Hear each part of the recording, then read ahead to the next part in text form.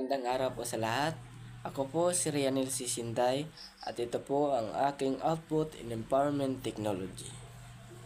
At sa araw na ito, ang ating tatalakayin ay ang 10 uncommonly used Filipino words. At nauna nga rito sa ating listahan ang di mataga, kung sa English ay handsome.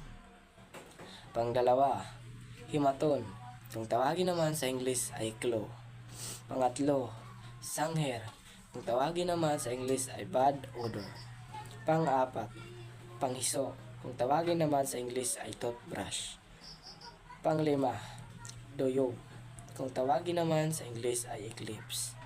Pang-anim, barok, kung tawagin naman sa English ay clothing.